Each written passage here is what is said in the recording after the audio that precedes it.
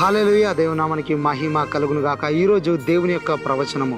దేవుని యొక్క ప్రవచనం అంటే దేవుని యొక్క వాక్కు. చూడండి, 2వ రాజుల గ్రంథము 20వ అధ్యాయము 5వ వచనము. బైబిల్ స్పష్టంగా తెలియజేస్తుంది, నీవు తిరిగి నా ప్రజలకు అధిపతి అయిన హిజ్కియా యొద్దకు పోయి అతనితో ఇట్లనుము, నీ పితరుడైన దావీదునకు దేవుడగు యెహోవా నీకు సెలవిచ్చినదేమనగా, నీవు కన్నీళ్లు విడుచుట చూచి తిని నీ ప్రార్థన నేను అంగీకరించి ఉన్నాను, నేను నిన్ను బాగు చేసేదాన్ని.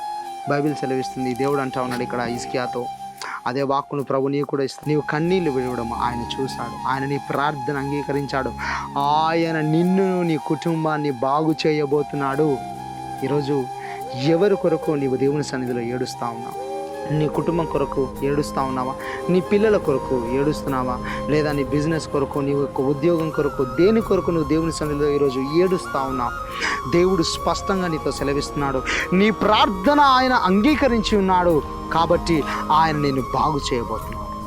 ఒకవేళ నువ్వు అనారోగ్యంతో ఉండి, ఈ అనారోగ్యం నుండి స్వస్థత కావాలి ప్రభు నువ్వు ఏడుస్తూ ఉంటే, స్వస్థత కావాలి ప్రభు అని నీవు ఏడుస్తూ ఉంటే, దేవుడు ఈ యొక్క అనారోగ్యం నుండి నీకు స్వస్థతను ఇవ్వబోతున్నాడు. బైబిల్ స్పష్టంగా తెలియజేస్తుంది. ఇక్కడ హిజ్కియా ఏడుస్తూ ప్రార్థించినప్పుడు దేవుడు నిజంగా దేవుడు హిజ్కియాను బాగు చేశాడు. ఆ దేవుణ్ణే ఈరోజు నువ్వు కలిగి ఉన్నావు, ఆ గొప్ప దేవుణ్ణే ఈరోజు నువ్వు కలిగి ఉన్నావు కాబట్టి దేవుడు నిన్ను బాగు చేయబోతున్నాడు. నీ పరిస్థితిని బాగు చేయబోతున్నాడు, నీ స్థితిగతిని బాగు చేయబోతున్నాడు. నువ్వు ఎలాంటి సిచ్యువేషన్ ఉన్నా సరే దేవుడు పరిస్థితులన్నిటినీ ఉదయకాలం మార్చబోతున్నాడు. దేవుడు ఆయన తెలియజేస్తున్నాడు, అదే ప్రవచన వాక్కును ఆయన నిన్ను బాగు చేయబోతున్నాడు. ఆయన నీ ప్రార్థన అంగీకరించాడు కాబట్టి ధైర్యంగా ఉండండి. ఎప్పుడు మీ ధైర్యాన్ని మీరు విడిచిపెట్టకండి. దేవుడు నీ ప్రార్థన విని ఉన్నాడు, ఆయన నేను బాగు చేయబోతున్నాడు. God bless you. దేవుడు మేము దీవించును గాక.